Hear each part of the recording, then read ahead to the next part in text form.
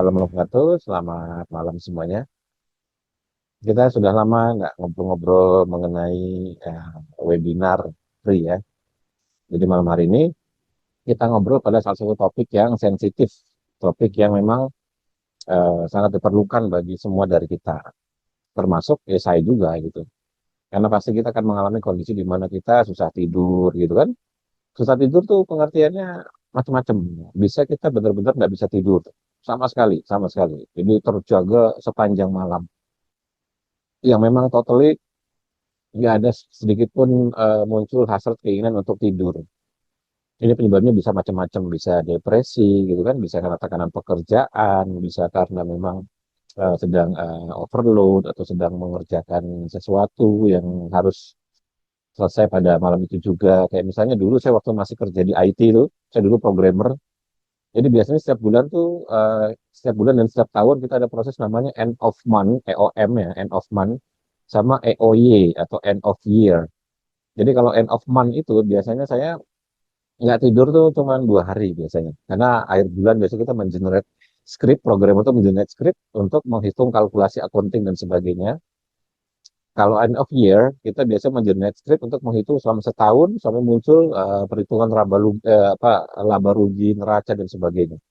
Yang nanti hasilnya diberikan kepada BOD, lalu kemudian diputuskan di tahun itu apa namanya pemasukan perusahaan berapa, pengeluaran berapa, dividen-nya berapa dan sebagainya. Itu kalau cocok, kalau nggak cocok, di generate ulang, diatur lagi dan sebagainya. Jadi itu membuat saya tidak bisa tidur di setiap bulan dan di setiap tahun. Kalau setiap tahun biasanya bisa 3-4 hari. Dan kita selalu orang IT itu udah hitam di atas putih pada saat kontrak ditandatangani di perusahaan itu, malam tahun barunya tuh pasti di kantor.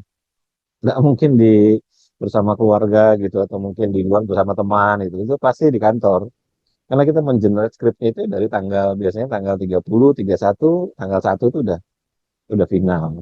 Jadi udah pasti begitu. Jadi ini nih pengalaman. Jadi itu yang saya maksud dengan tidak bisa tidur sama sekali. Bisa karena memang entah sesuatu ada penyebab di badan gitu ya, atau memang benar-benar kita melakukan sebuah pekerjaan pada saat itu yang mengharuskan kita memang untuk tidak tidur.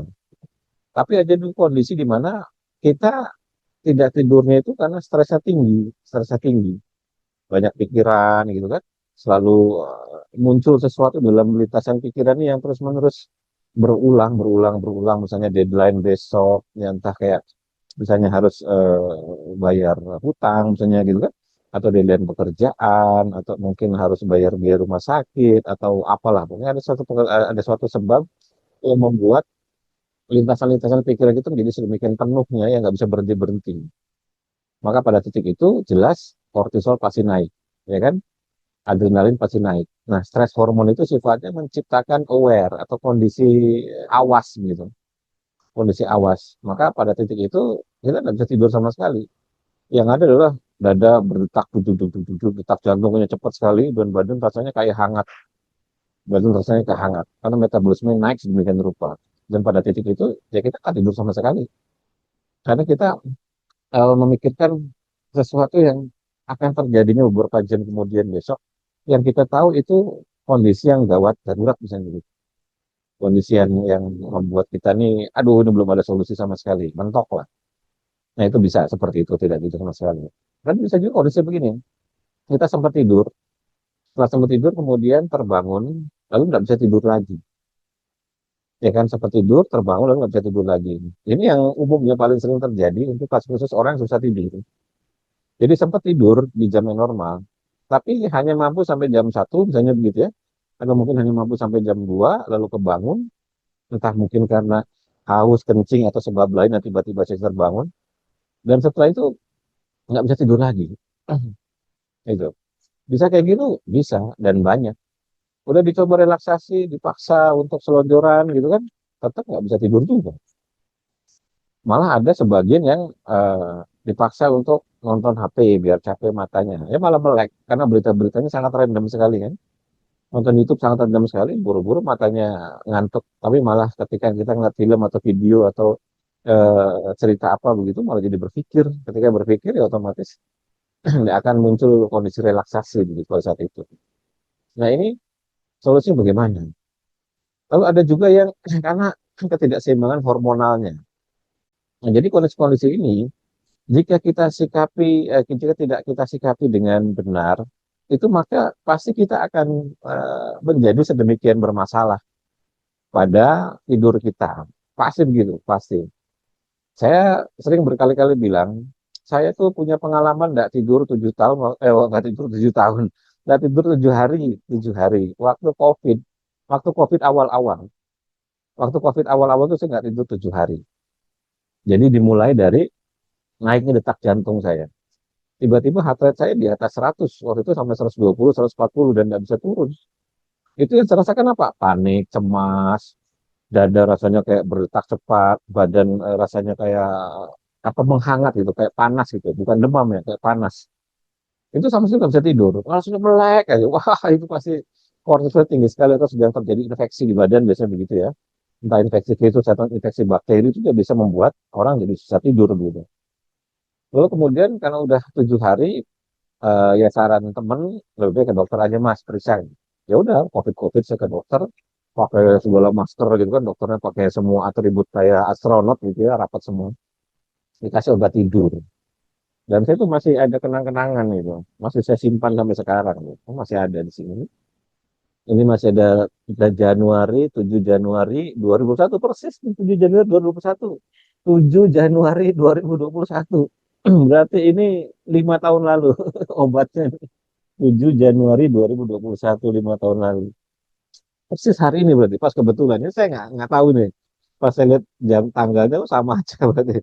Saya dikasih sebanyak ini obat tidur itu sama dokter tuh. Jadi kata dokternya, eh, Pak, langsung saya kasih untuk 30 hari. Dikasih saya 30 butir, jangan balik ke sini lagi. Beneran, saya dikasih sama dokter itu 30 butir dan disuruh jangan balik ke sini lagi. Ya mungkin situasi waktu itu kan udah ketakutan semua kan. Jadi ya udah.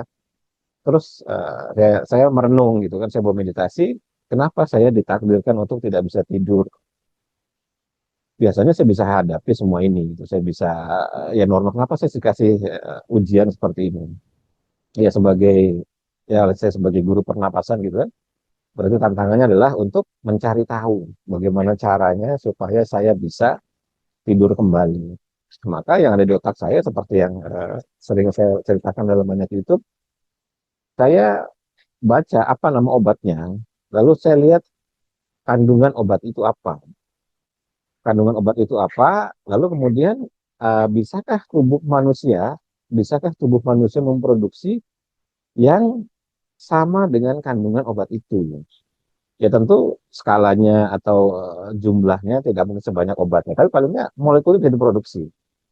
Lalu saya lihat di sini ada yang namanya Esilgan, ya, ada yang namanya mereknya tuh kalau saya baca sini ya. Nah ini mereknya Esilgan. Nah, ya ada Esilgan, kemudian ada juga Alprazolam. Ada Alprazolam, ada Esilgan. Kalau Alprazolam ini waktu saya dirawat di Rumah Sakit Marinir Cilandaknya. Waktu saya nggak bisa tidur. Jadi waktu COVID, saya kan kemudian lapor ke Rumah Sakit Marinir karena dari Angkatan Laut, jadi saya ke sana. Lalu tiba-tiba disuruh dimasukkan ke ruang isolasi. Padahal saya maksudnya pengen periksa doang gitu kan, periksa kenapa saya nggak bisa tidur, tolong saya dicek metabolismenya, diperiksa darah segala macam. Tiba-tiba kebijakannya waktu itu udah harus yang bergejala isolasi. Ya udah diisolasi, ketemu sama orang-orang yang sakit satu barak begitu isinya 6 tempat tidur itu sama orang yang meninggal depan mata, yang muntah darah depan mata, yang BAB darah depan mata, yang lagi jalan kegeletak langsung jedot apa lantai terus meninggal di tempat depan mata. Gotong juga saya bantu gotong orang yang meninggal pada saat itu ya. Saya masih ada foto kenangan-kenangannya selama waktu di sana. Waduh, pokoknya kacau betul lah pada situasi pada saat itu ya. Saya nggak bisa tidur. Pada saat itu nggak bisa tidur, betulan. Udah ditambah 7 hari. 7 hari saya lapor ke rumah sakit. Harapannya itu dicari tahu kenapa bisa begitu. Mungkin di EKG atau apa, mungkin jantungnya gitu kan. Atau mungkin syaratnya. Saya suruh isolasi pula. Nggak bisa tidur lagi 2 hari. Jadi untuk dapetin hasil swabnya waktu itu. Kan begitu masuk isolasi kan di swab dulu.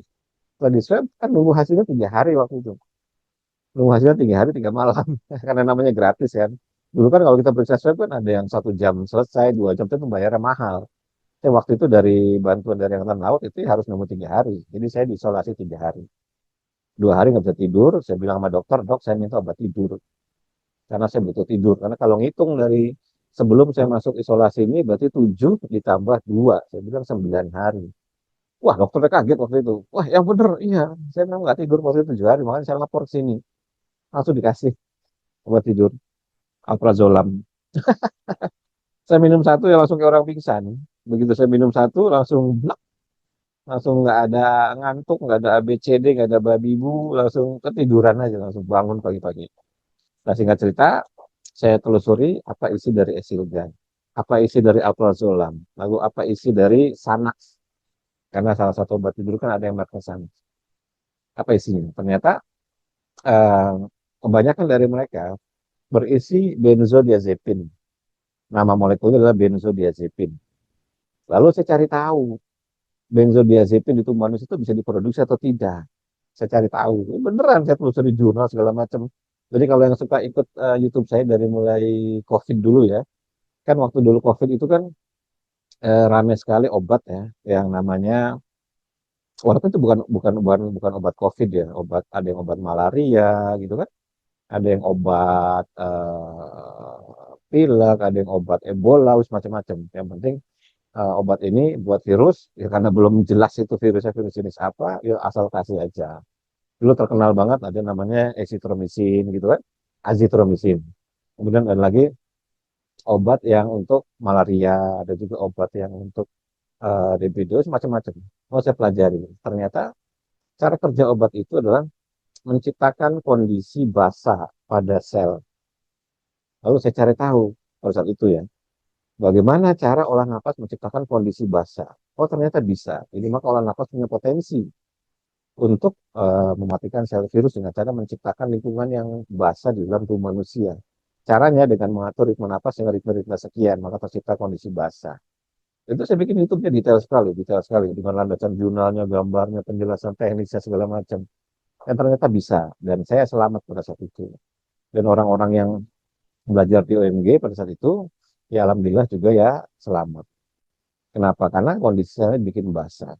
Nah, kondisi tidur juga begitu. Jadi benzodiazepin saya cari tahu di tubuh manusia bagaimana cara produksinya. Ternyata dia bisa diproduksi di otak perut. Jadi saya dulu pernah jelaskan di kelas khusus kanker. Di kelas khusus kanker itu sebenarnya kalau rajin ikut ya, dan belajar itu pemahaman ya, bukan cuma belajar teknik. Kalau belajar teknik tuh kita ya kayak akan cepat bosen. Tapi kalau belajarnya pemahaman, kita biasanya nggak bosen. Karena pemahaman itu akan selalu berkembang dan menjadi pengetahuan untuk diri kita yang sifatnya jangka panjang. Tapi kalau teknik, biasanya kalau sudah tahu tekniknya, ya males. Disuruh konsisten latihan, ya ogah-ogahan. Angin-anginan lah begitu.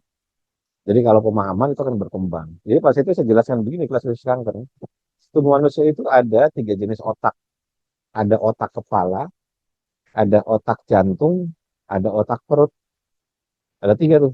Otak kepala atau head brain, otak jantung itu heart brain, dan otak perut atau good brain.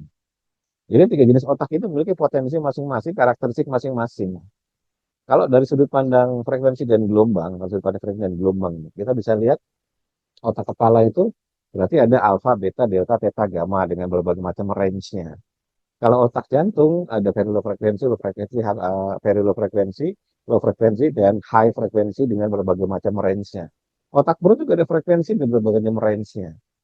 Ya, kalau dari struktur sistem syaraf itu juga masing-masing ada jalur-jalurnya. Jadi masing-masing otak itu punya potensinya. Nah, benzodiazepin salah satunya bisa diciptakan atau dibentuk di tubuh manusia dari otak perut atau good brain. Cara paling gampang. Memang nanti ada ritme-ritme yang memicu benzodiazepin. Tapi cara paling gampangnya adalah dengan melakukan teknik nafas yang namanya teknik nafas diafragma. Jadi Bapak Ibu kalau di latihan pernapasan itu belajarlah dengan teknik nafas diafragma. Diafragma itu gampangnya tarik napas perut maju, buang napas perut kempes. Tarik napas perut maju, buang napas perut kempes. Terus begitu, tarik napas perut maju, buang napas perut kempes. Itu jika dilakukan stabil tanpa pengejangan, tanpa apa namanya force gitu ya, itu perlahan akan membentuk benzodiazepin secara alamiah. Itu yang itu merupakan obat tidur bagi Bapak Ibu sekalian nantinya. Ya tentu jangan jangan dibayangkan bahwa yang terbentuk dari nafas diafragma itu memiliki jumlah yang sama seperti si obat tidur esilgan tadi. Enggak seperti itu. Tapi itu akumulasi. Jadi kalau kita sering latihan setiap hari rutin ya, dengan teknik diafragma, itu secara alamiah terbentuk benzodiazepin terus-menerus. Nah itu satu. Kemudian saya juga mencari tahu bagaimana cara orang-orang itu mudah tidur dari sisi misalnya let's say suplemen misalnya begitu ya. Ya ada beberapa suplemen yang biasanya direkomendasikan atau dikonsumsi. Tapi saya sih nggak sarankan. Tapi ini pengetahuan ya. Saya nggak nyuruh untuk beli atau untuk konsumsi. Jangan, jangan. Ini hanya pengetahuan aja. Suplemennya namanya melatonin. Makanya di beberapa influencer atau komunitas di luar sana ada disarankan orang susah tidur itu untuk konsumsi melatonin, suplemen melatonin. Yang pertanyaannya, kalau dari sisi saya, berarti melatonin punya manfaat. Oke, maka pertanyaannya adalah bagaimana cara tubuh kita atau cara otak kita memproduksi melatonin secara alamiah, istilahnya endogenous melatonin, ya kan? Kalau itu kan suplemen, ya kan?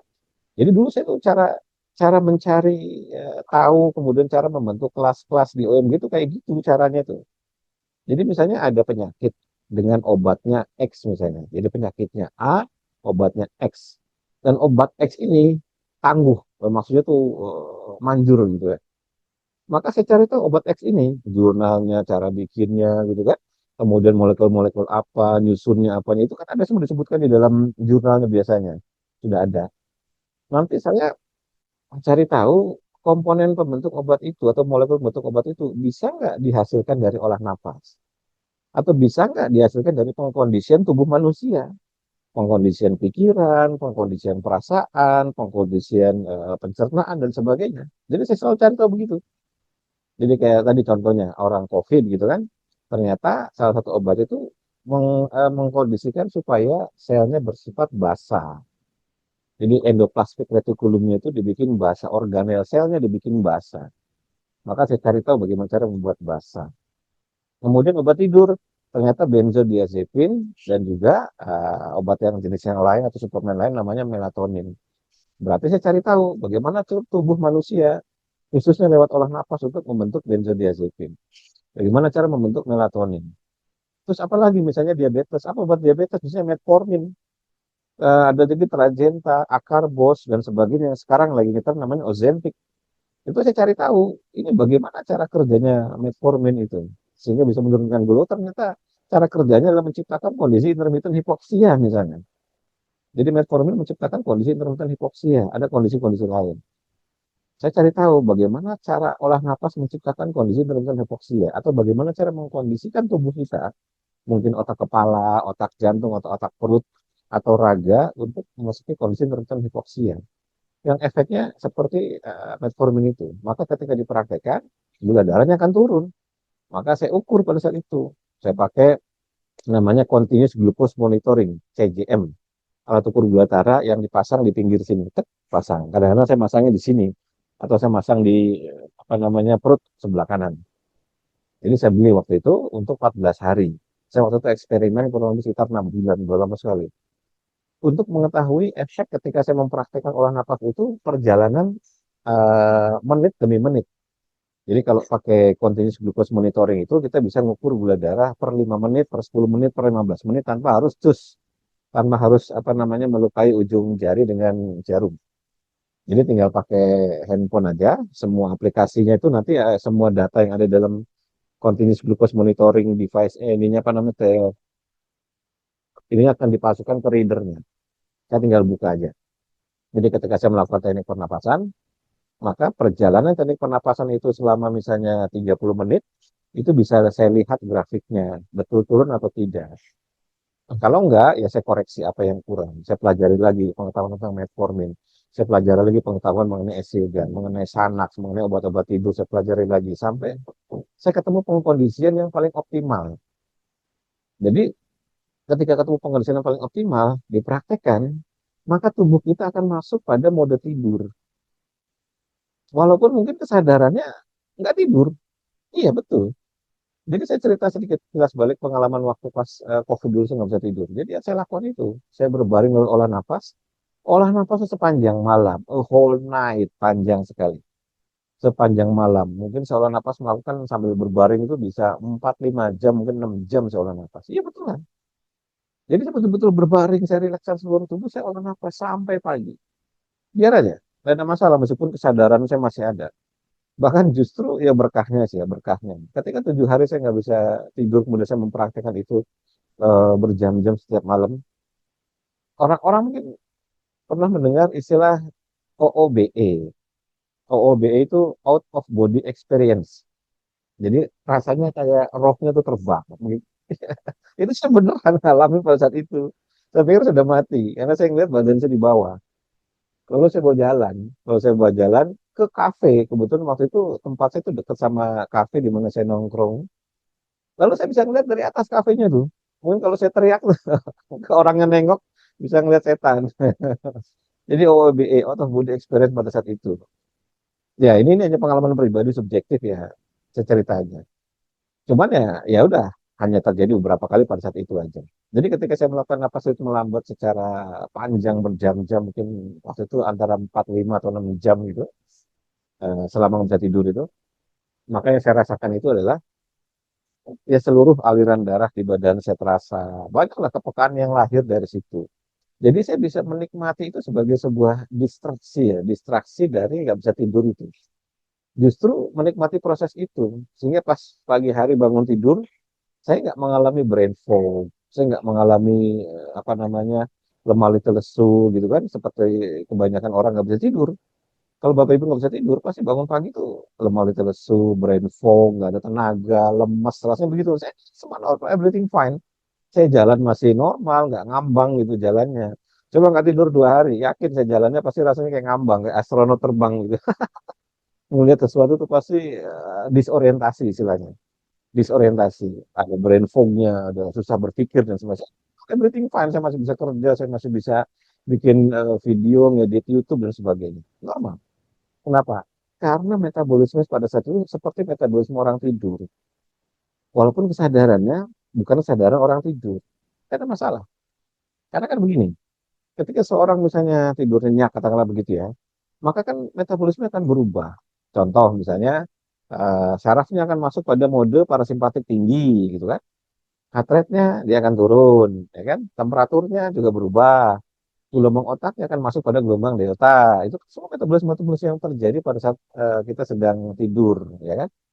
Nah, kalau misalnya itu bisa dikondisikan lewat olah napas, bisa terjadi dalam situasi olah napas, walaupun kita nggak tidur, maka semua tubuh kita dalam mode tidur. Tubuh kita dalam mode tidur karena semuanya terjadi. Semua metabolisme sama seperti metabolisme orang tidur, hanya bedanya kesadarannya terjaga. Orang tidur, kesadarannya tidak terjaga. Nah, itu aja bedanya. Ini sekali lagi berdasarkan pengalaman, ya, berdasarkan pengalaman. Nah, ketika misalnya saya berhasil waktu napas mengkondisikan parasimpatiknya tinggi, heart rate-nya turun menjadi semakin rendah, demikian rendah gitu kan, lalu gelombang otaknya masuk ke delta, lalu temperaturnya berubah, maka physically raga saya adalah raga yang sedang tidur, tapi saya masih punya kesadaran, yang kesadaran itu aktif sekali, ya nggak ada masalah kan. Jadi begitu saya bangun pagi hari, raga saya itu raga tidur. Jadi ketika saya bangun, kesadarannya nempel lagi, melekat lagi pada raganya, ya saya nggak mengalami masalah seperti halnya orang-orang yang nggak bisa tidur.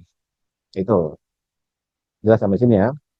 Lalu apa yang dilakukan pada saat saya susah tidur itu? Jadi kalau misalnya Bapak Ibu pengen ke detailnya, detailnya itu ada di sini ya. Nah, di sini. Ini kan saya udah pernah bikin YouTube-nya ya. Udah agak lama sih, ini waktu apa nih? 10 bulan lalu lah, setahun lalu. Jadi waktu saya bikin kelas pendampingan ya, intensif pendampingan insomnia sembuh itu. Jadi ini silakan dilihat dasar teorinya, kemudian apa namanya? Nah ini teknik-tekniknya, apa yang terjadi saat seseorang tidur, terus harus melakukan apa, terus pengkondisian seperti apa. Nah, jadi sederhananya begini, kalau Bapak Ibu melihat video ini, kira-kira itu panjangnya 35 menit, 30 setengah jam lah, setengah jam. Tapi kalau diringkas, sebenarnya terdiri dari dua dua kondisi sih. Kondisi yang pertama itu namanya pengkondisian tidur, saya nyebutnya begitu. Kondisi pertama pengkondisian tidur, kondisi yang kedua saya sebutnya sebagai teknik eksekusi tidur. Jadi ada dua. Ini sebenarnya sama kayak apa ya? Orang bela diri lah. Sama kayak pemanah juga. Ilustrasinya begitu. Yang disebut pengkondisian adalah ketika kita belajar jurus, ilustrasinya begitu. Ketika kita belajar kata, belajar jurus. Belajar jurus itu ada pakemnya. Latihannya harus begini, mukulnya begini, gerakannya ke kanan, ke kiri, ke depan, ke belakangnya harus begini, gitu kan. Kadang lompat, kadang berbaring, kadang berguling. Ya pokoknya jurusnya kayak gitu bentuknya. Itu pengkondisian. Jadi pengkondisian itu bisa saja tidak ideal, tetapi harus dilatih untuk menuju teknik eksekusi. Jadi kalau bela diri itu ada namanya teknik eksekusi. Teknik eksekusi itu adalah kita nggak perlu praktek jurus, tapi bisa langsung das dis des begitu sat sat gitu kan. Ya kan pasti kalau misalnya kita ketemu lawan di jalan, nggak mungkin kita berjurus dulu. Kalau ketemu lawan, ya berantem aja langsung, tapi menggunakan pukulan yang mematikan gitu kan. Tendangan yang mematikan, bantingan, kuncian, langsung praktek. Nggak melewati, tadi dulu saya mau berjurus dulu, gitu kan. Atau saya mau kaidah dulu kan, nggak mungkin. Pasti kan langsung, langsung teknik eksekusi, misalnya begitu. Nah maka nanti pemahaman mengenai tidur tuh dibagi menjadi dua. Yang pertama namanya adalah pemahaman mengenai pengkondisian untuk tidur. Yang kedua pemahaman mengenai teknik eksekusi untuk tidur. Dan dua ini harus dipahami secara bersamaan. Dua-duanya harus dimengerti. Kalau enggak, kita akan terjebak pada salah satunya. Kalau misalnya kita tidak pernah melakukan pemahaman menuju tidur atau teknik pemahaman untuk tidur, saya nyebutnya seperti itu ya, tiba-tiba langsung eksekusi, bisa benar, bisa enggak, bisa berhasil, bisa gagal. Ibaratnya kayak Bapak Ibu nggak pernah ikut bela diri, tiba-tiba ketemu lawan. Mungkin nggak akan muncul sebuah bantingan gaya judo yang bersih, yang clean? Kan nggak mungkin. Mungkin nggak akan muncul sebuah pukulan ala karate yang mematikan. Gitu. Kan kecil kemungkinannya. Beruntung iya, bisa saja kan namanya berantem bebas, masa gini-gini aja orang bisa kena kok, bisa pingsan. Ya iya, tapi itu kebetulan aja. Karena teknik eksekusinya itu bukan didasari pada pemahaman yang lahir dari teknik pengkondisian, bukan pemahaman yang lahir dari latihan-latihan mukul, membanting, ngunci, nangkis, mengelak kan nggak mungkin, ya kan? Jadi teknik eksekusi itu ya kebetulan aja. Kebetulan dengar katanya ada ritme 4-7-8 mas, wah saya cobain, wah enak nih, tidur ya kan lama-lama nggak ampuh lagi. Karena nggak ampuh lagi dianggapnya 4-7-8 tuh ya udah nggak bisa jelek lah.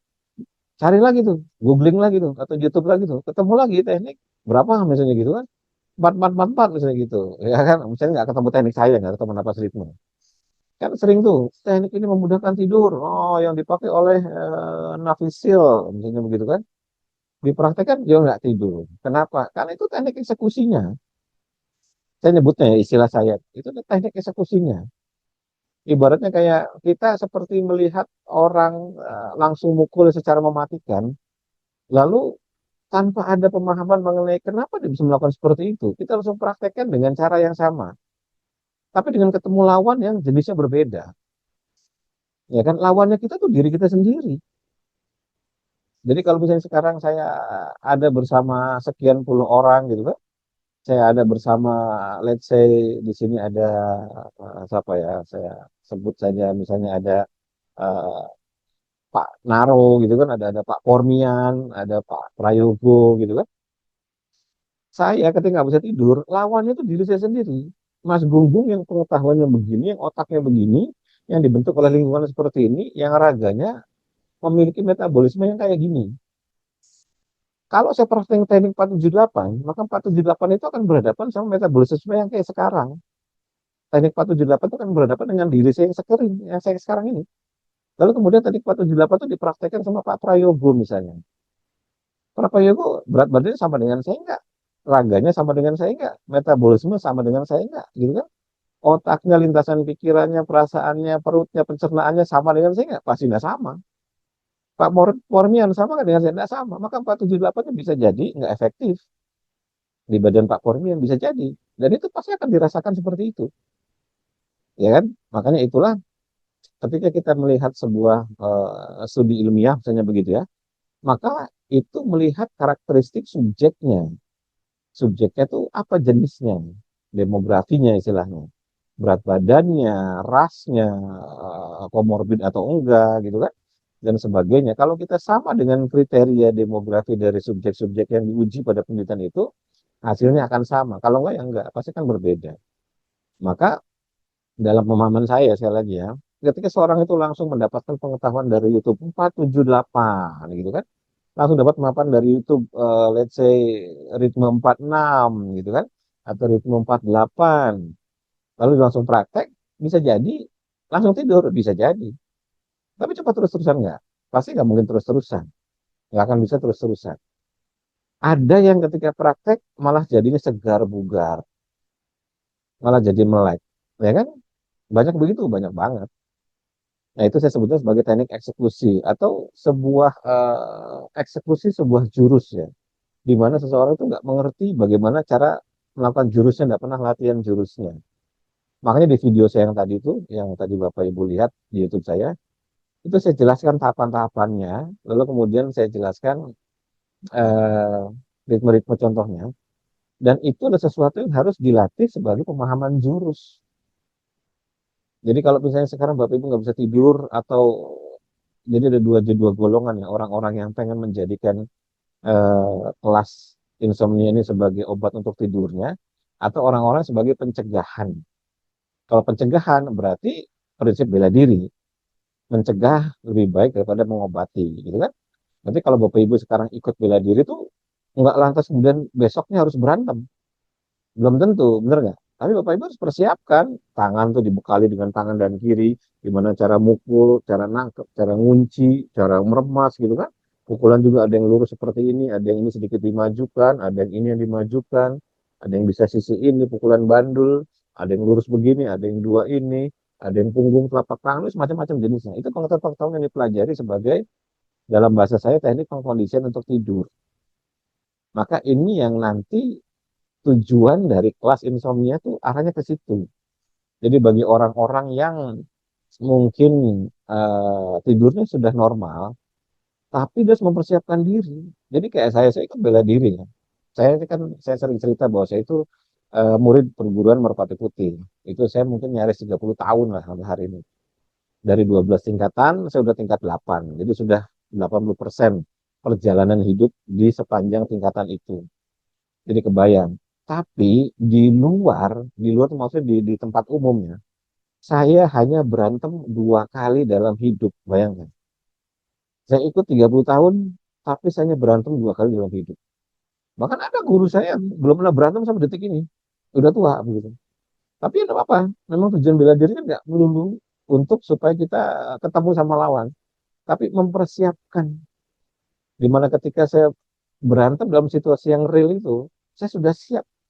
Sudah tahu tekniknya, sudah belajar jurusnya, gitu kan? Sudah belajar caranya, mukul, nendang, banting sudah belajar. Nah, maka sekali lagi beberapa rujukan yang saya sebutkan pada video ini, Bapak Ibu harus simak. Misalnya contohnya, di sini ada kemampuan memahami lingkungan. Ini persis kayak bela diri, inspirasi dari bela diri. Kemampuan mengenali relaksasi, kemampuan mengenali stres, kemampuan bernapas lambat, durasi panjang. Nah, pertanyaannya, ini nomor 4 tadi, contoh nomor 4 ya. 1, 2, 3 ini kita bisa pakai teknik apa saja. Nomor 4, Bapak Ibu sudah tahu saya, gitu kan, napas ritme. Mungkin dari komunitas Pak Jarot pernah ikut free zoom-nya Pak Jarot. Ketika misalnya, waktu itu memang Pak Jarot nanya, Mas, aku mau ngelatih free zoom, minta izin, boleh, boleh. Terus saya kasih pesan begini, tolong ajari peserta untuk latihan napas lambat durasi panjang. Saya nggak bilang alasannya, pokoknya saya titip aja. Karena selama ini kan Pak Jarod ngajarinnya cuma Wim Hof lagi gitu kan. Ya kadang-kadang Pak Jarod dia datengin influencer gitu untuk ngajarin yoga atau gerakan, tapi cuma sebatas itu aja. Jadi saya titip aja, tolong Pak Jarod ajarkan ke komunitas PHS peserta agar latihan napas ritme durasi panjang. Terserah Pak Jarod ritmenya berapa saja. Ini waktu itu kalau nggak salah 5-5 dulu gitu kan, 1 bulan. Lalu 10-10, 1 bulan. 15-15, 1 bulan, ya kan? 20-20 1 bulan. Sampai sebulan kalau nggak salah tuh. Ya kan, begitu masuk 20-20, ini saya perhatikan nih pesertanya, 55 pesertanya masih banyak. 10-10 masih oke, masih banyak. Begitu pas 15 pesertanya makin dikit, 20-20 pesertanya makin dikit. Kenapa? Saya tahu masalahnya. Karena itu berat, membosankan, pegel, harus duduk 1 jam misalnya, ritme lambat 20-20, membosankan. Ya justru itulah, orang nggak bisa tidur malam hari ketika terbangun, itu yang terjadi. Itu yang terjadi. Dia cuma bisa duduk, merenung, membosankan. Maka ketika membosankan itu bisa nggak dikalahkan. Dengan napas ritme bisa, asal sudah sering mempraktekkan napas ritme durasi panjang. Tapi kalau disuruh latihan ritme 5 sejam, udah ngeluh. Disuruh latihan napas ritme 10-10 misalnya sudah ngeluh. Disuruh napas ritme 15-15 misalnya sudah ngeluh. Apalagi 20-20, apalagi 25-25, apalagi 30-30. Itu berarti dia ketika nanti nggak bisa tidur malam hari, ya itu yang terjadi pada dirinya. Maka dia akan gampang ngeluh, dia akan bosenan, dia akan males. Ya itu yang terjadi. Maka sebenarnya tujuan napas ritme durasi panjang yang YouTube-nya saya siapkan, audionya saya sediakan secara free buat siapapun yang tertarik untuk latihan. Itu nggak cuma melulu supaya Anda mempraktekkan napas ritme durasi panjang, tapi mengalahkan kebosanan, mengalahkan kejenuhan, bisa tetap rileks dalam kondisi napas yang panjang, napasnya itu apa namanya, durasinya, napasnya audionya panjang, durasinya juga panjang, ritmenya panjang, durasinya panjang. Bisa kalahkan itu supaya Pak, supaya ketika nanti situasi nggak bisa tidur malam hari, mau berapa jam pun kita udah siap karena kita sudah sering latihan. Jadi di kelas reguler 1, jadi UMU punya kelas namanya kelas reguler 1 yang melatih napas-napas panjang, napas-napas durasi panjang. Itu memang kelas khusus. Kelas khusus, saran saya Bapak Ibu kalau pengen menantang kesabaran diri ya, masuk di kelas reguler 1. Karena di dalam itu kelas-kelas dengan durasi yang panjang-panjang bener. Durasinya panjang-panjang bener. Bukan cuma durasi panjang tuh, apa namanya, jumlah waktunya ya. Misalnya 1 jam atau gitu. Tapi betul-betul tarik napasnya itu panjang. Sampai targetnya tuh tarik napas 30 detik dan buang napas 30 detik stabil selama 1 jam. Targetnya itu. Berarti akan mencapai 1 RR per menit atau laju pernapasan 1 kali per menit. Itu luar biasa. Tapi yang lahir dari pengetahuan itu apabila dipraktekkan, tidurnya jadi gampang. Dia tidak takut dengan kondisi setelah tidur kemudian terbangun. Dia ngerti, dia percaya karena dia menjalani pada diri sendiri. Ketika saya ketiduran atau sempat tidur normal kemudian saya terbangun bisa tidur lagi, saya tinggal praktekkan saja napas ritme durasi panjang. Saya tinggal praktekkan napas ritme durasi panjang. Kenapa? Ya karena memang dia merasakan di dalam badannya ketika dia mempraktekkan 1 jam, 2 jam, 3 jam. Maka saya ada di YouTube saya tuh dari mulai 10 menit, 15 menit, 30 menit, 1 jam, 2 jam, 3 jam saya upload. Supaya orang-orang, ayo coba challenge, coba tantang diri sendiri untuk bernapas lambat durasi panjang. Mampu tidak? Dulu, ini saya cerita, ketika saya latihan napas ritme durasi panjang, rata-rata sehari itu saya paling minimal 1 jam nonstop tanpa berhenti. 1 jam nonstop. Kalau lagi normal, situasi pekerjaannya nggak begitu tinggi, misalnya begitu ya, itu saya 2 jam per hari nonstop. Jadi nggak dicicil ya, bukan setengah jam pagi, setengah jam siang, setengah jam sore, setengah jam malam, itu kan 2 jam. Nah ini 2 jam itu betul-betul 2 jam ya. Misalnya dari jam 7 malam sampai jam 9 gitu. Dari jam 8 sampai jam 10 nonstop. Bahkan kalau malam minggu, atau pas lagi saya nginep di hotel misalnya, yang besoknya malam minggu misalnya, itu saya bisa latihan 4-5 jam napasan itu durasi panjang. Nggak berhenti.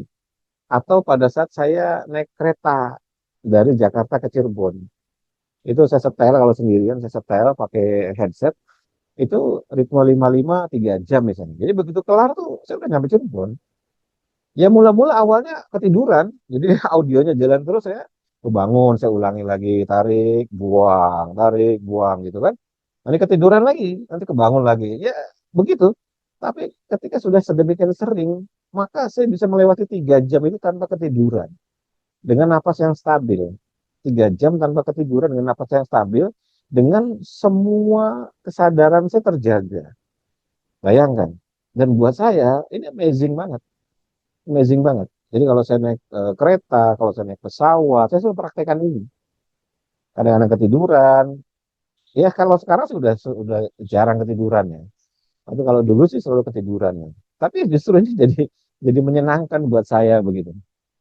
Ya, ini saya sebut sebagai pengkondisian. Jadi Bapak Ibu harus belajar teknik-teknik ritme napasnya. Nah, yang rekomendasikan apa saja? Ini saya geser sedikit ya. Ini contohnya ya. Ini bagi menjadi, ini dia, ritme simetris dan ritme prolong expiration. Ritme simetris dan ritme prolong expiration.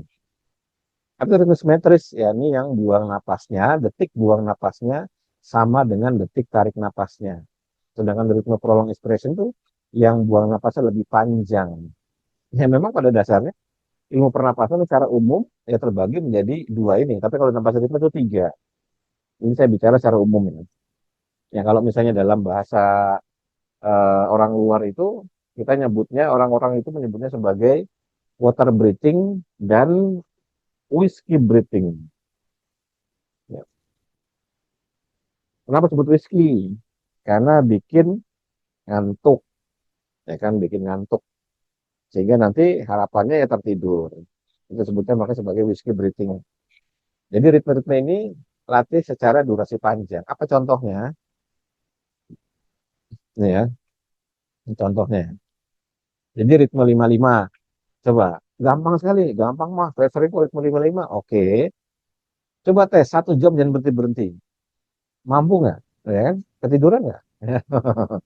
Ya ketiduran nggak apa-apa, biarin aja. Nggak ada masalah. Kan tadi saya bilang, nggak ada masalah. Ini mau ketiduran mau nggak ketiduran. Yang penting praktekkan durasi panjang dulu. Praktekkan. Setelah 55 berhasil 1 jam. Coba 2 jam nonstop. Jangan berhenti-berhenti. 2 jam langsung. Setel audionya yang 2 jam. Atau 1 jam di loop. 1 jam diulang. 2 jam nonstop. Kuat nggak? Mampu nggak? Lalu cari waktu yang khusus ya. Cari waktu yang khusus untuk mempraktekkan 3 jam nonstop. Praktekkan. Kenapa? Karena dulu idenya saya adalah, inspirasinya adalah, kalau saya kebangun jam 2, lalu saya nggak bisa tidur sampai jam 6, berarti ada waktu 4 jam.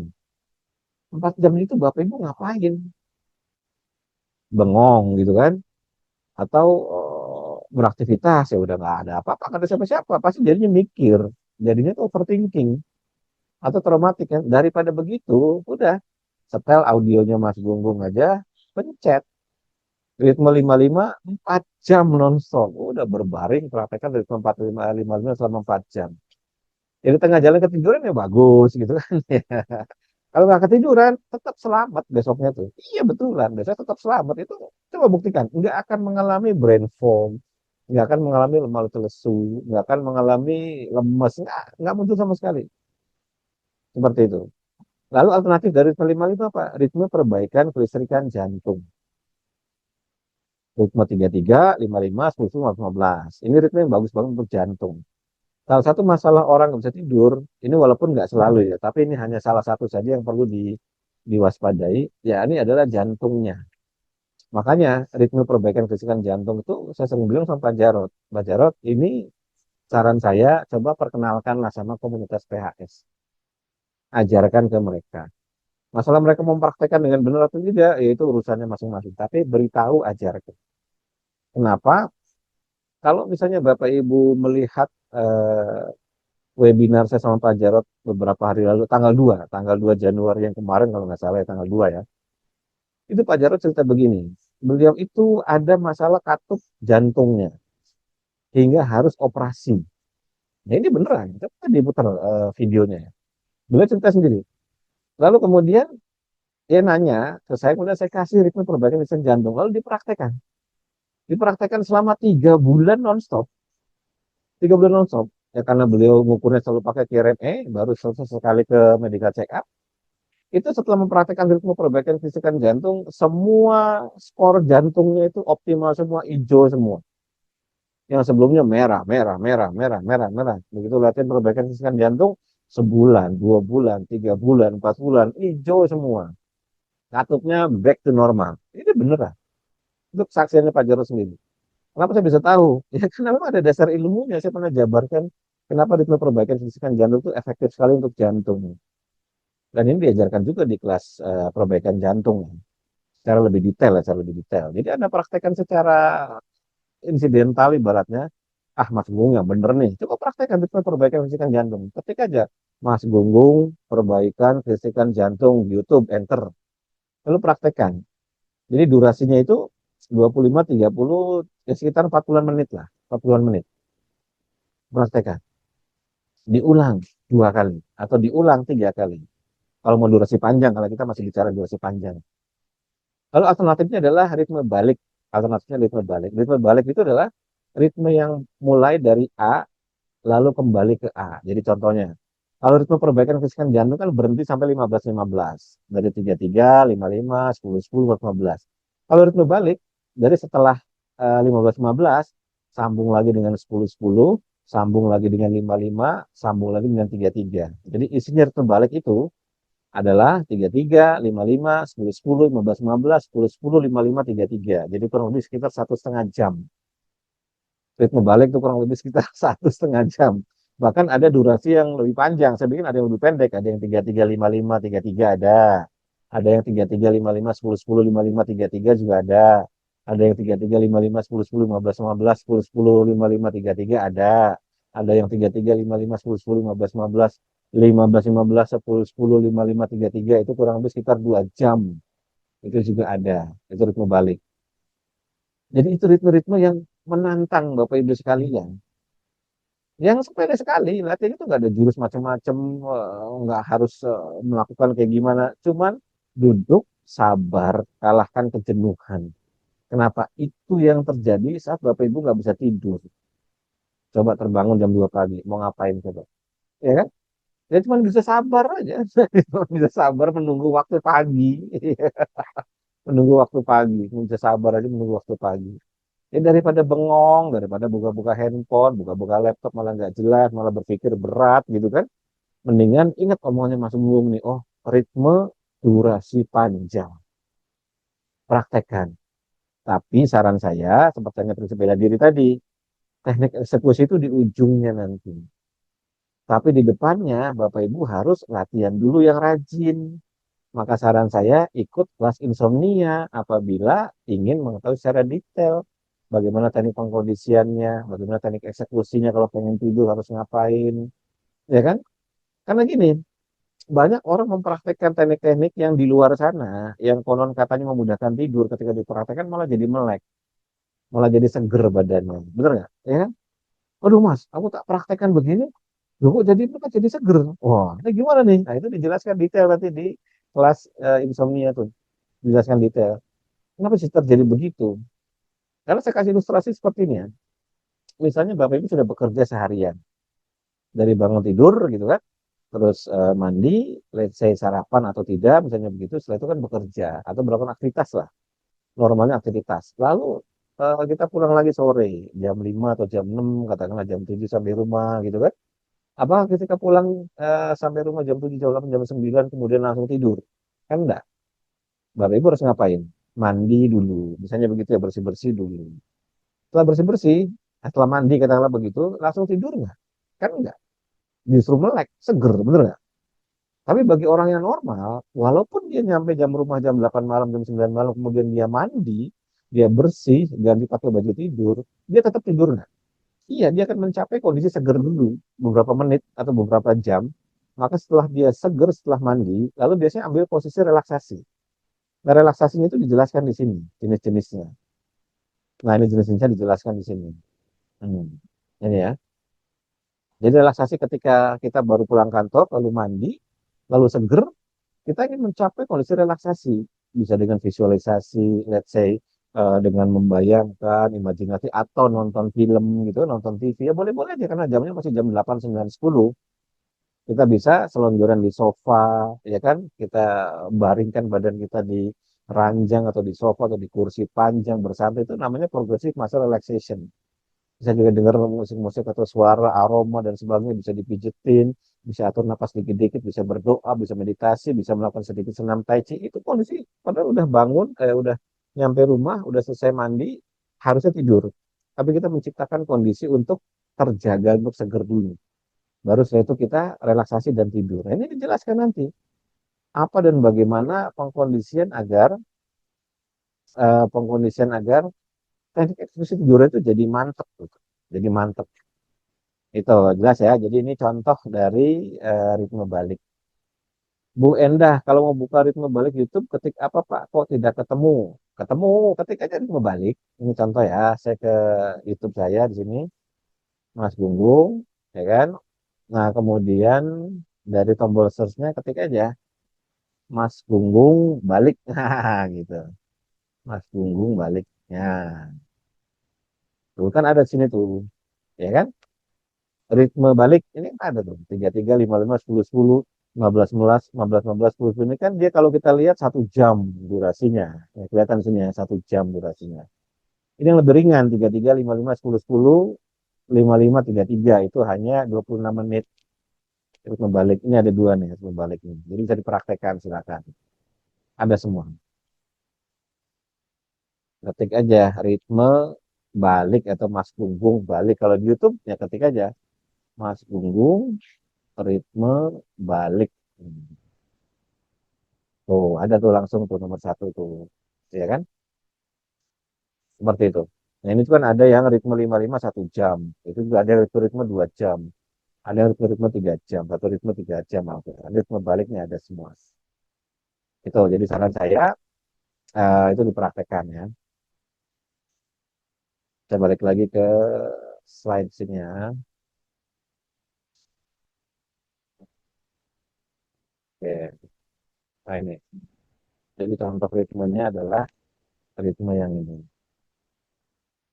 Ya ini nih hanya beberapa contoh saja. Nanti lebih detail ada di kelas insomnia. Yang paling penting pengetahuannya, pengetahuan. Kenapa? Karena kalau pengetahuannya ini nggak dimiliki, kita hanya menyangka ritme itu yang dipakai untuk mudah tidur. Begitu dipraktekkan, malah jadi seger. Wah, gagal nih. Nggak bener nih Mas Gunggung nih. Ya karena Bapak Ibu hanya mengetahui teknik eksekusinya saja. Itu ibarat kita ngelihat sebuah apa namanya pertandingan bela diri di arena gitu kan. Lalu salah satu lawan mukul dan musuhnya langsung pingsan. Wah, keren nih. Lalu dipraktekkan pukulannya. Saya ngelihat di YouTube pukulannya kayak gitu, lalu saya praktekkan. Misalnya begitu ya. Ternyata begitu dipraktekkan, lawannya nggak tumbang. Lawannya nggak tumbang. Kenapa? Karena si atlet itu melakukan gerakan itu sebagai akumulasi dari latihan-latihan dia selama ini. Jadi kalau Bapak Ibu nggak pernah latihan ritme 55 1 jam, atau ritme 55 2 jam, atau ritme 55 3 jam, atau nggak pernah latihan perbaikan fisikan jantung selama 1 jam, nggak pernah mau latihan ritme balik yang 1 jam atau 1 jam setengah misalnya begitu ya. Lalu tiba-tiba langsung dapat 478 langsung tidur. Ya, biasanya sih akan otaknya akan beradaptasi. Kenapa? Karena begini, otak itu tuh pinter. Otak itu pinter.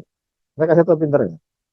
Kalau misalnya seseorang dikasih obat tidur tadi contohnya Esilgan gitu ya, atau Aprazolam atau Sanak atau jenis itu, lalu sekali minum langsung tidur, bener nggak?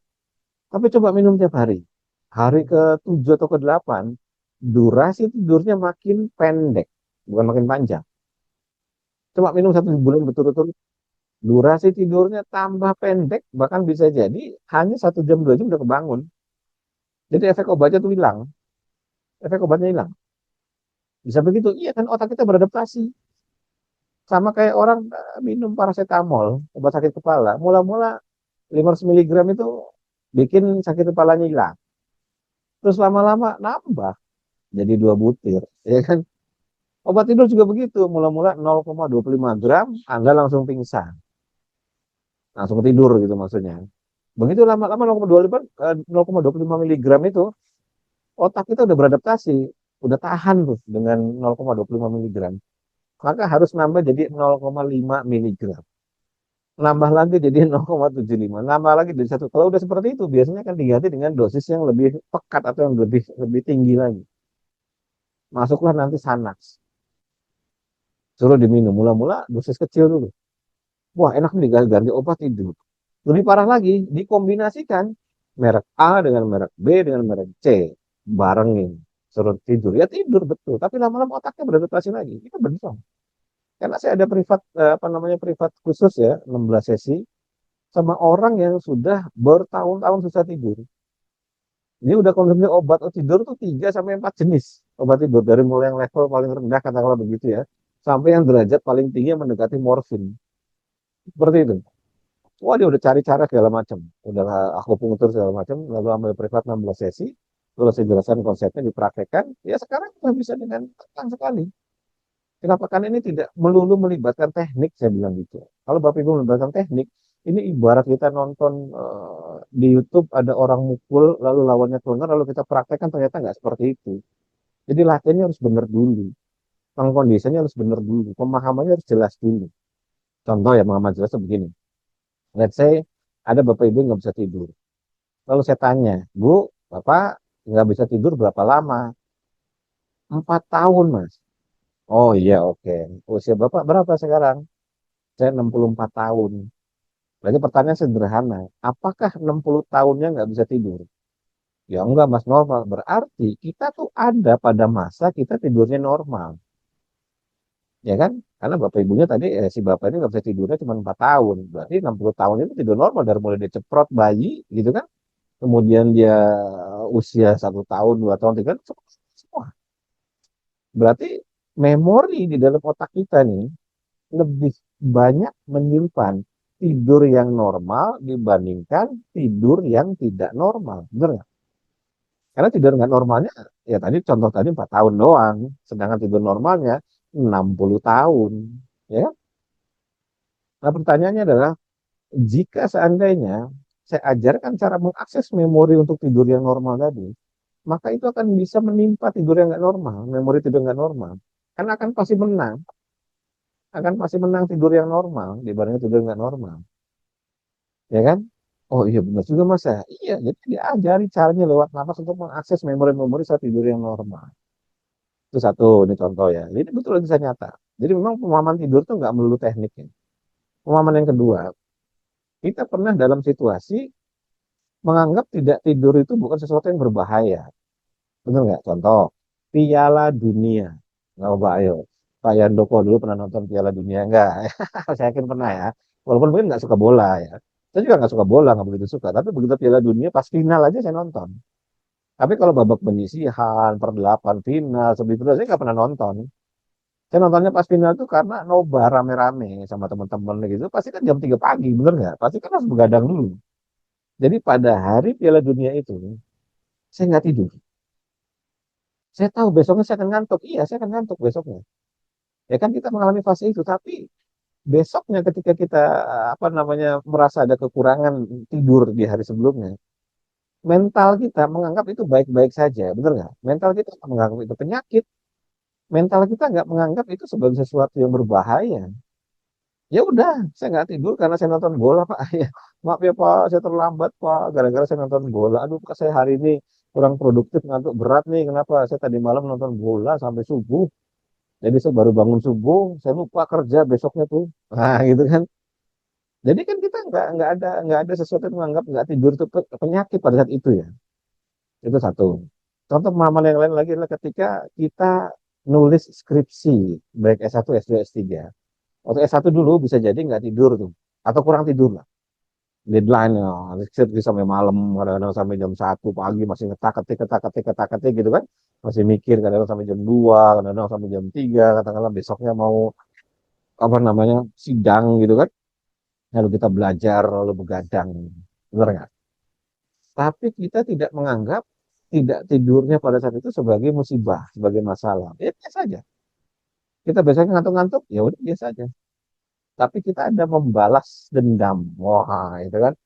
Membalas dendam tidur di jam yang berbeda besoknya, entah paginya atau siangnya atau sorenya gitu. Tapi dalam secara sikap mental kita tidak menganggap itu sebagai masalah, ya kan? Nah, itu juga berpengaruh tuh. Nah, ini saya sebut sebagai pengkondisian. Jadi pemahaman seperti tadi bahwa sel tubuh kita, di otak kita, jaringan saraf kita itu lebih banyak menyimpan memori tentang tidur yang normal dibandingkan tidur yang nggak normal. Maka belajarlah cara mengakses memori itu. Yang kedua, sikap mental bahwa kita dalam hidup pernah mengalami situasi bahwa kita nggak tidur, iya, tapi tidak menganggap tidak tidur itu sebagai musibah atau masalah. Karena tentu ada durasi yang wajar, misalnya nggak tidur sehari, nggak tidur 2 hari, nggak tidur 3 hari, misalnya contoh saja ya. Ya tentu kalau udah lebih dari 3 hari itu udah nggak wajar ya kalau situasi masih berulang. Jadi harus ketemu dengan solusi-solusi yang aplikatif ya. Gitu. Jadi hal seperti ini larinya ke pemahaman. Sehingga ketika kita latihan tuh kita bisa membedakan ini saya lagi belajar ilmu bela dirinya. Itu saya sebutnya sebagai pengkondisian tidur. Ini saya sedang eksekusi ketika saya ketemu lawan di jalanan. Ya kan? Sama. Ketika nggak bisa tidur, berarti teknik eksekusi tidur harus dikuasai. Teknik eksekusi tidur itu merupakan akumulasi dari perjalanan latihan-latihan bela dirinya. Jadi katakanlah perjalanan ritme 55 sejam, perjalanan ritme balik 1 jam, perjalanan 55 2 jam, perjalanan kelistrikan jam, kira-kira begitu tuh. Itu. Jadi kalau misalnya mempraktekkan ritme 48, 478, misalnya cuma 5 menit, 10 menit, 15 menit, ya mau dapat apa gitu, kebetulan aja bisa tidur. Iya betulan, itu tuh kebetulan aja bisa tidur. Kalau enggak, itu enggak mungkin. Kenapa? Karena otak kita kan beradaptasi. Itu hanya bisa ketika memang secara mentalitas kita sudah mempelajari pengetahuan-pengetahuan pemahaman mengenai tidur, baru eksekusinya. Nah, jadi dua hal ini nanti akan dibedah di kelas insomnia OMG. Jadi saran saya bagi Bapak Ibu yang tidurnya pun sudah normal, nggak apa-apa. Jadikan pengetahuan kelas insomnia ini sebagai bekal saja. Ya kayak saya tadi, saya belajar bela diri tuh nggak pernah niat supaya bisa berantem di jalanan. Masa iya misalnya Pak Yandoko ikut taekwondo karena niatnya supaya saya bisa menguasai pasar Tanah Abang, wah, atau menguasai pasar Beringharjo kan, nah begitu niatnya kan. Belajar bela diri, belajar bela diri aja. Masalah nanti dipakainya kapan ya kita nggak tahu, tapi persiapannya kita udah pegang gitu kan. Kita udah ngerti tendangannya, kita ngerti pukulan, bantingan, tangkisan, elakan, hindaran dan sebagainya udah ngerti. Tapi kapan eksekusinya ya situasional. Saya sepanjang karir saya latihan pernapasan dan melatih pernapasan, belum pernah saya mengalami kondisi tidak bisa tidur sepanjang ketika COVID awal-awal itu. Belum pernah. Jadi artinya buat saya itu adalah arena saya, lawan saya. Itu adalah apa namanya takdir eksekusi saya gitu. Takdir perjalanan saya ketemu sama dalam tanda kutip ya, quote and quote gitu, dalam tanda kutip musuh yang tidak bisa tidur itu pada saat itu. Sebelumnya saya nggak pernah ngalamin, nggak pernah ngalamin. Ya sangat jarang lah. Kalau saya nggak tidur semalaman tuh buat saya itu is not a big deal ibaratnya. Kayak saya begadang malam-malam karena nonton bola, besoknya saya masih bisa tanpa tidur sama sekali. Gitu, kalau cuma sehari. Tapi 7 hari itu buat saya, wah itu ujian. Jadi artinya itu situasi yang saya nggak pernah bisa prediksi kapan saya bakal dapat. Jadi Bapak Ibu yang hadir atau yang nonton pada malam hari ini, saya nggak tahu kapan dapat situasi nggak bisa tidur, nggak tahu, ya kan? Bisa aja malam ini, bisa aja besok, lusa, minggu depan, bulan depan. Yang kita bisa lakukan adalah mempersiapkan. Itu aja. Mempersiapkan. Maka pelajaran kelas OMG ini adalah perjalanan mempersiapkan untuk apabila amit-amit gitu kan. Kita ketemu sama situasi yang nggak enak gitu. Situasi yang berbahaya atau bahkan situasi yang mengancam nyawa. Ketika sudah ketemu situasi seperti itu, bela diri baru kelihatan di situ. Baru kelihatan manfaatnya di situ. Jadi kalau memposisikan mola nafas itu cuma sebatas teknik eksekusinya, biasanya bosan sendiri, capek sendiri, malas sendiri gitu. Tapi kalau belajar ilmu olah nafas itu sebagai sebuah jalan untuk mendapatkan pengetahuan dan pemahaman untuk diri saya sendiri, ya kan, untuk memberikan pemahaman mengenai raga, untuk melengkapi pemahaman mengenai otak, mengenai jantung, mengenai pencernaan, mengenai metabolisme apa saja, maka itu akan menjadi perjalanan panjang nggak selesai-selesai. Karena kita akan menjadi pelajaran seumur hidup yang kita nggak tahu kapan kita ketemu lawan yang harus dihadapi dengan ritme-ritme itu. Kita nggak tahu akan ketemu dengan penyakit yang bagaimana yang harus kita hadapi dengan ritme-ritme itu. Karena kalau enggak, ya kita hanya akan memberikan raga kita pada yang ngerti. Siapa yang ngerti? Ya rumah sakit. Anda berikan raganya pada rumah sakit, pada dokter, pada suster untuk diberesin. Tapi kalau ngerti misalnya olah nafas ini bisa, contoh ya, Menciptakan atau menghasilkan benzodiazepin, oke, masalah tidur teratasi. Menciptakan melatonin, oke, masalah tidur teratasi.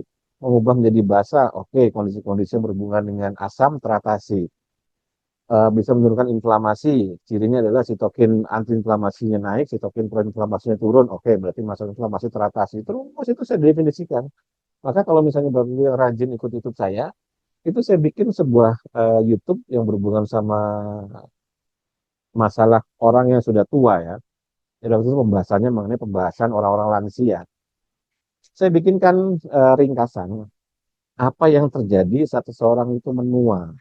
Gula dari sisi gula darahnya, dari sisi kolesterolnya, dari sisi gelombang otaknya, dari sisi molekul-molekulnya, jantungnya, penyikapannya, mentalnya, moodnya itu ada berapa banyak sekali aspeknya. Coba silakan dicari saja. Dan itu adalah yang saya ringkaskan berdasarkan perjalanan panjang di OMG. Sehingga terciptalah kelas-kelas yang lebih dari 60 itu.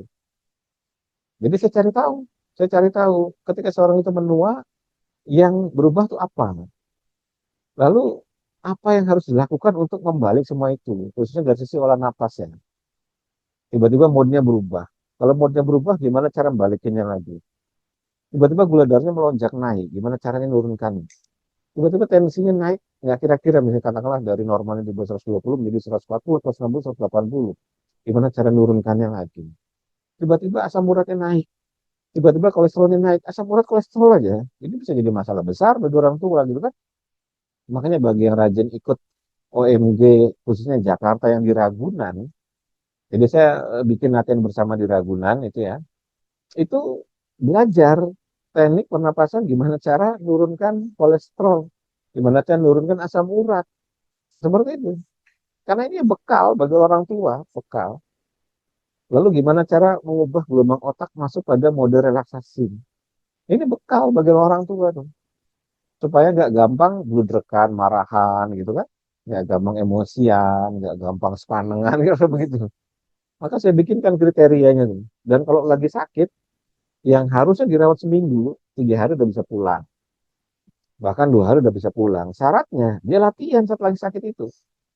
Ya kalau sekarang sih ditambah ada red light.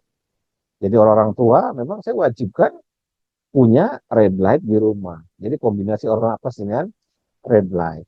Itu akan efektif sekali. Tapi kita fokus pola nafas saja. Jadi red light itu tambahan. Kalau ada rezeki, sekarang saya punya.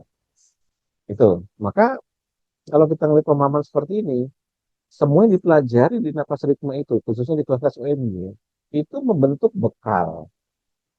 Membentuk bekal jikalau suatu hari nanti, suatu saat nanti, Tuhan menguji kita, gitu kan, maka kita sudah siap. Sudah siap. Kenapa? Saya sudah mempersiapkan dengan latihan ritme-ritme. Dengan latihan materi-materi. Kayak misalnya kelas pengentalan penguraian darah yang dibuka di bulan Januari ini. Itu saya juga praktek. Kenapa? Karena saya sadar makan saya itu bukan makan yang apa ya, model orang carnivore diet, bukan model orang vegan gitu. Saya makan makan bebas.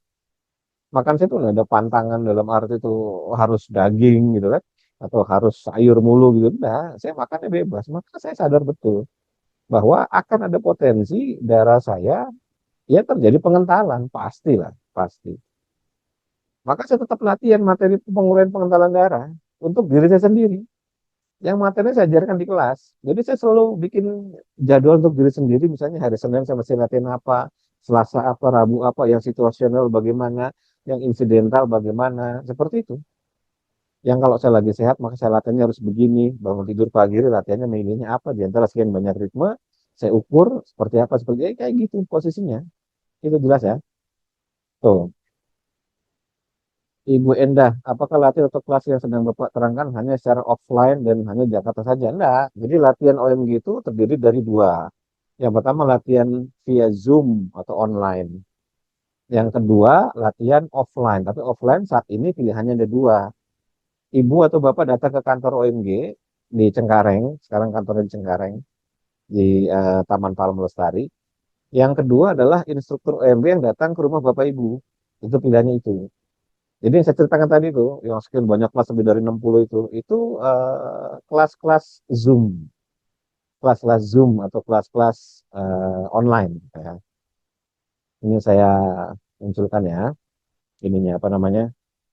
Kalau bagi yang baru lihat ya, daftar kelas di bulan Januari ini, ya bisa lihat di layar. Nah itu daftar kelas di bulan Januari. Ini setiap bulan tuh rata-rata antara 10 sampai 12 kelas saya bikin. Setiap bulan rata-rata 10 namanya 10 sampai 12 kelas. Di luar ini, di luar kelas-kelas ini ada namanya kelas offline. Saya sebutnya kelas privat. Privat ini bisa privat one on one, jadi pesertanya hanya satu, atau small group. Small group itu pesertanya bisa keluarga, satu keluarga. Itu saya sering tuh. Baik yang orang itu datang ke kantor OMG atau instruktur OMG yang dikirim ke rumah orang itu, ke rumah peserta begitu. Kita juga ada kelas yang berhubungan sama corporate ya, sama perusahaan. Jadi kalau Bapak Ibu yang nonton YouTube saya sekarang kemudian pengen supaya perusahaannya apa misalnya komunitasnya atau mungkin pensiunan gitu ya punawirawan itu dilatih lewat Zoom atau lewat offline kontak OMG aja. Karena kita ngelatih punawirawan itu udah 15 tahun lebih. Kemudian kita ngelatih juga komunitas-komunitas terbatas seperti pensiunan. Kayak kemarin pensiunan BRI. Kita ngelatih 2 kali pensiunan BRI di Jakarta. Kemudian ada juga pensiunan di Hanrem, BKKBN, dan sebagainya. Banyak lah. Kemudian kita juga bisa untuk hadir bikin dalam bentuk seminar-seminar. Misalnya kayak workshop 2 jam gitu. Atau seminar 2 jam. Kayak kemarin waktu itu di Bogor di Grand USU. Di Grand USU sama komunitas IPB. Sama komunitas IPB. Jadi komunitas IPB bikin reuni. Biasanya di reuni itu kan kebanyakan acaranya pasti makan-makan dong kan gitu kan. Yang datang ke reuni kira-kira orang muda apa orang tua. Ya us tua-tua, udah tua-tua. Loh sekarang udah tua-tua dikasih makanan-makanan tinggi gula, tinggi karbo. Ya naik gula darahnya. Maka idenya ketua panitia pada saat itu, daripada saya bikin acara reuni, yang setelah pulang orang cenderung tambah sakit. Karena gula darahnya jadi naik, kolesterolnya naik, asam uratnya naik gitu kan. Maka saya sisipkan latihan pernapasan yang tujuannya menurunkan gula setelah makan. Itu kita demonstrasikan di tempat itu. Saya bawa alat ukur gula, saya bawa oximeter, bawa apa segala macam pada saat itu ya.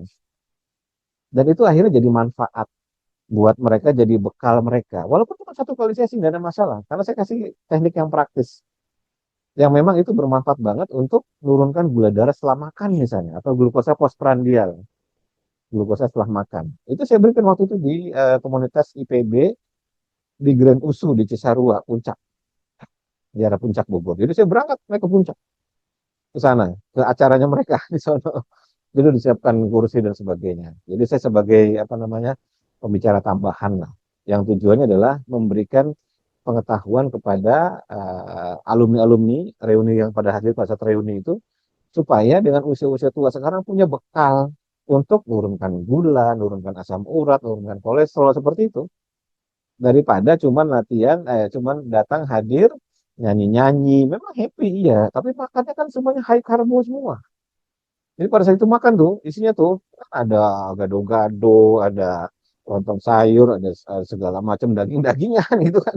Kemudian ada sambal, ada es buah, ada buahnya, itu seperti apa? High karbo, high fructose gitu kan. Lah sekarang dia makan dengan usia segitu, kan mungkin nggak ada kenaikan lonjakan glukosa postprandial tuh. Jadi mending sisihkan aja. Jadi silakan aja kalau Bapak Ibu mau ada bikin acara reuni nanti di bulan Januari karena begitu atau kapan saja, panggil aja OMG untuk kesana untuk presentasi seminar ngadain workshop. Cuman sejam kok nggak lama. Nanti peserta langsung latihan latihan pembuktian gitu supaya mereka punya bekal. Sehingga nanti acara reuni itu bermanfaat.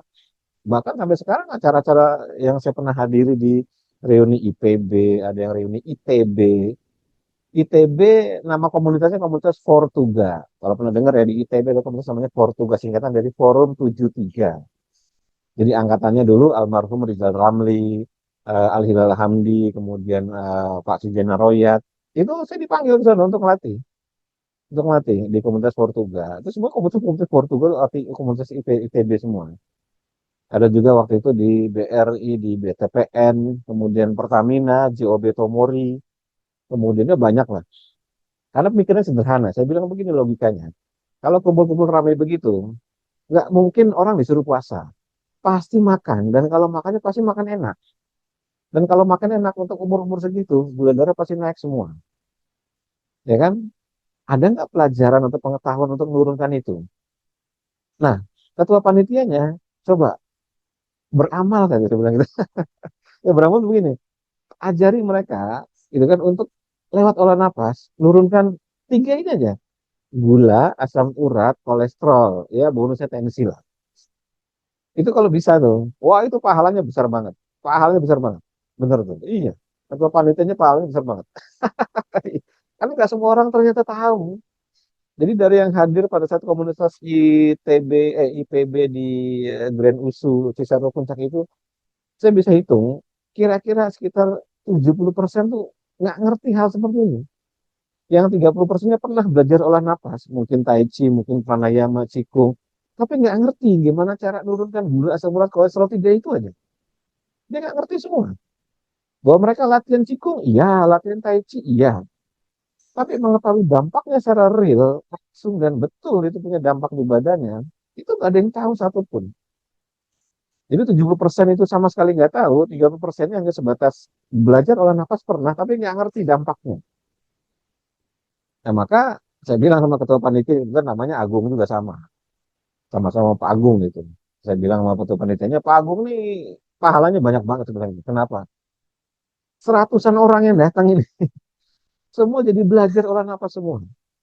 Dan melekat pengetahuan di diri mereka sebagai sebuah teknik yang audio saya share ke HP masing-masing dari orang itu. Bayangkan. Alhamdulillah, ya kan? Jadi ketua panitianya waktu itu pinter, karena dia pengen membantu teman-teman yang udah tua-tua itu. Nah ini intermezzonya. Jadi balik lagi ke insomnia ya. Jadi sekali lagi ada dua, yakni pengkondisian, jurus-jurusnya kira-kira begitu. Lalu eksekusinya. Jadi momen ketika situasi itu terjadi. Yang kita tidak pernah tahu. Maka kelas-kelas OMB yang lebih dari 60 macam itu dipelajari sebagai bagian dari bela diri untuk mempersiapkan diri menuju ujian yang akan datang kepada kita yang entah apa. Itu aja prinsipnya. Ya, jadi lebih dari 60 kelas OMG itu adalah pilihan yang Bapak Ibu bisa ambil. Insomnia itu salah satunya. Yang merupakan pelajaran-pelajaran yang nantinya menjadi bekal Bapak Ibu sekalian untuk menghadapi sebuah ujian yang di depan entah apa jenisnya. Kita nggak tahu. Bisa ujian metabolisme, bisa ujian psikis gitu kan, bisa ujian spiritual, bisa ujian apa saja. Itu kelasnya ada semua tuh. 60 jenis tuh ada yang berhubungan sama metabolisme, gula darah, asam urat, yang fisik-fisik maupun yang non-fisik seperti gelombang otak, alfa, delta, theta. Kita juga pernah bikin kelas yang berhubungan itu. Lalu mind power, kekuatan tekad. Itu ada kelas yang melatih kekuatan tekad. Ada kelas yang khusus untuk mental health. Ada kelas yang khusus untuk kanker. Ada kelas yang khusus perbaikan jantung. Ada kelas khusus untuk prostat. Bayangkan, ada kelas khusus untuk menopause wanita, masalah hormonal. Ada kelas khusus untuk ADHD, ada kelas macam-macam jenisnya. Ada banyak banget. Jadikan itu sebagai pelajaran saja, pengetahuan yang membekali Bapak Ibu sekalian. Yang suatu hari nanti, entah kapan, problemnya kita nggak tahu. Ya kan? Tiba-tiba nih contohnya, contoh ada peserta yang tiba-tiba bangun tidur kebas-kebas semua. Stres dia. Ini kencangnya kayak disetrum-setrum sampai sini. Kayak setrum-setrum gitu. Nah pertanyaannya, harus ngapain? Bingung kan? Praktek napas, napas yang mana? Nggak ada pengetahuan tentang olah napas. Ya mending lah kalau pernah belajar sebelumnya. Kalau enggak, pasti panik, pasti cemas, pasti panik, pasti cemas. Waduh pak, atau madu mah, tiba-tiba saya tangan nih kebas-kebas semua nih, nggak kerasa nih, dicubit-cubit nih rasanya kok kayak nggak sakit, pada tak cubit nih sampai kayak merah begini, tapi nggak ada rasa sakit tertentu gitu. Terus tak pegang pakai di sini kok rasanya kayak tebal begini ya, kayak kebas terus kayak tebel gitu, kayak gremet gitu. Udah bawa ke dokter aja, bawa ke dokter. Begitu mau bawa ke dokter, mobilnya bensinnya habis, jalanan macet, wah makin panik lagi. Wah, gimana coba caranya? Asal minum obat akhirnya, ya kan ngaco. Padahal dengan materi kelas hari Minggu, kelas perbaikan syaraf, itu bisa langsung rilis dengan sangat cepat untuk kasus-kasus berhubungan dengan kebas-kebas itu. Atau tiba-tiba lagi tidur kebangun, keringat dingin. Keringat dingin, dada berdebar, ulu hati panas, naik. Mungkin gejala jantung, mungkin GERD. Bisa ya seperti itu, karena GERD sama gejala jantung kan mirip-mirip kejadiannya. Harus ngapain coba? Pasti bingung, ya kan? Padahal itu bisa diselesaikan dengan kelas khusus perbaikan jantung. Bisa diselesaikan dengan materi yang ada di kelas penguraian pengentalan darah. Bisa jadi proses itu darahnya terlalu kental, bisa saja. Ketika kita ngerti yang seperti itu, maka akan muncul kondisi seperti itu. Dia bisa langsung praktekkan tekniknya dan bisa menjadi P3K. Bisa jadi penyelamat pertama, ya kan? Untuk sebelum mungkin dibawa ke dokter. Mudah-mudahan saya nggak usah dibawa ke dokter, udah beres dengan sendiri. Nah, itu banyak kejadian seperti itu. Kondangan nih, ini yang paling sering nih, kondangan. Lupa diri, makanannya enak-enak. Ya makanlah daging lah, apalah segala macam. Wah, pasti ketawa-ketawa pas kondangannya. Pulang, sejam kemudian kenceng semua badannya. Kaku semua, mesti ngapain? Ya kan? Rata-rata naikin dosis obat kolesterolnya. Rata-rata begitu dia minum lagi obat kolesterolnya. Ya kan? Wah, kacau juga. Padahal dengan teknik yang diajarkan di kelas perbaikan syaraf itu bisa diberesin. Terus ada lagi, bangun tidur seluruh badannya nyeri. Bukan cuma sendi-sendinya. Otot-ototnya kayak disilet-silet. Syaraf-syarafnya kayak disayat-sayat. Waduh, pokoknya nyeri lah. Maka solusinya biasanya apa? Minum obat anti nyeri. Ya kan? Minum obat anti nyeri. Enak langsung, iya. Tapi efek sampingnya ya ke ginjal, ke apa segala macam. Padahal dengan materi olah nafas, atau bahkan kalau yang kemarin ikut kelas antiinflamasi, dengan menggabungkan 3 jenis rempah yang ada di dapur, maka saya ada kelas khusus inflamasi, antiinflamasi yang pengetahuannya adalah kombinasi olah nafas dengan rempah-rempah. Rempah-rempahnya semua 100% ada di dapur. Jadi ini sangat powerful sekali untuk orang di rumah untuk punya bekal. Bahwa 2 sampai 3 jenis rempah ini punya manfaat yang setara dengan obat anti nyeri di Diclofenac. Ini beneran, ini beneran. Memang jurnalnya memperbandingkan 2 jenis rempah ini ketika digabungkan dengan diclofenac atau obat anti nyeri. Hasilnya sama, bahkan lebih bagus rempah ini. Yang hanya penggunaannya 1 sendok teh saja. Dengan seperempat sendok teh. Seperti itu. Luar biasa kan? Ini. Setelah itu ditambahkan olah napas yang untuk menurunkan nyeri atau menurunkan inflamasi. Beres sudah. Maka kasus-kasus seperti itu adalah kasus-kasus yang kita nggak tahu kapan kejadiannya. Kita nggak tahu. Salah minum, salah makan. Orang-orang yang sering ngopi, yang kebetulan ketemu sama kopinya yang berat, dia kan ngalami jitter. Ngalami jitter. Jitter tuh tiba-tiba, nah itu harus ngapain? Jitter itu panik, cemas. Hatinya tuh, aku duduk-duduk, heart rate-nya naik. Padahal gara-gara kopi, kopinya terlalu strong misalnya. Jitter. Gimana cara ngilangin jitter? Nah, sebenarnya itu adalah materi yang diajarkan di kelas khusus kanker. Itu bisa dipakai untuk hilang jitter dengan langsung sekejap pada saat itu. Praktekkan teknik napasan dalam hitungan menit, jitternya hilang. Kita selamat dari situ. Nah, ini yang saya sebut sebagai hal-hal yang menjadi persiapan. Dimana kalau kita ngerti ilmunya, ngerti pengetahuannya, kita tenang. Jadi bayangkan kelas-kelas OMG yang banyak itu seperti sebuah kotak P3K. Jadi kalau Bapak Ibu punya kotak P3K di rumah, pertanyaan saya, apakah kita menggunakan semua isi dari kotak P3K-nya? Misalnya kotak P3K-nya isinya adalah ada Paramek, ada Entrostop, ada minyak angin, ada minyak tawon. Misalnya begitu, contohnya ada Zambuk, misalnya. Ada 5 nih. Tidak mungkin loh. 5-5-nya dipakai dalam setiap saat dan setiap hari kan tidak mungkin. Kapan dipakainya? Insidental, jika ada kasus khusus. Ya kan? Misalnya digigit serangga, ya jelas ambil aja minyak tawon atau minyak kayu putih. Masa digigit serangga ngambilnya Entrostop? Nggak mungkin. Diare yang kita ambil ya Entrostop. Ya kan? Nah, kotak P3K OMG itu begitu. Jadi dalam kotak P3K OMG itu ada ritme 55, ada ritme balik, ada kelistrikan jantung, ada perbaikan syaraf, perbaikan jantung, alfa, delta, theta, dan seterusnya, dan seterusnya. Kapan diambilnya? Sesuai dengan kebutuhan. Sesuai dengan pada saat itu kita kenanya apa, dapat masalahnya apa. Ya kan? Dengan syarat kita punya kotak P3K-nya dan kita ngerti isi dari masing-masingnya. Kalaupun kita punya bendanya, kita nggak ngerti tujuannya, nggak ngerti manfaatnya, ya percuma. Itu kan sama aja kayak kita masuk ke ruangan apoteker. Bener nggak? Coba Bapak Ibu datang ke apotek, terus ada ke dalam apoteker, iseng aja. Mbak atau Mas, aku numpang ya masuk ke ruanganmu. Coba lihat seluruh lemarinya tuh, yang isinya obat-obatan. Ngerti nggak? Pasti nggak ngerti. Ada gunanya nggak? Nggak ada gunanya. Walaupun satu ruangan isi obat semua. Nggak ada gunanya. Karena kita nggak ngerti masing-masingnya, nggak ngerti cara pakainya. Ya kan? Apoteker ngerti, maka dia tenang ketika nanti ada pasien datang bawa resep, ada siapa datang bawa masalah, dia ngerti, oh yang ini, oh yang itu, oh yang ini, yang itu, gitu kan. Nah itu kelas-kelas OMG itu kayak gitu. Jelas ya? Jadi ini seperti itu. Jadi silakan bagi yang tertarik, kelas insomnia akan kita mulai, insya Allah besok kalau nggak salah ya, hari Kamis. Silakan daftar ke Intan. Juga kelas-kelas lain yang barangkali Bapak Ibu tertarik. Jika di luar dari kelas-kelas itu, ada pilihan kelas private one on one atau private small group. Jika Bapak Ibu sekarang itu punya posisi di sebuah perusahaan, misalnya sebagai HRD atau sebagai apa, tertarik ingin perusahaannya itu dilatih materi-materi OMG yang berhubungan sama 60 kelas tadi, salah satunya gitu ya, maka bisa kontak Intan juga. Termasuk purnawirawan, termasuk pensiunan, termasuk yang ngadain reuni-reunian.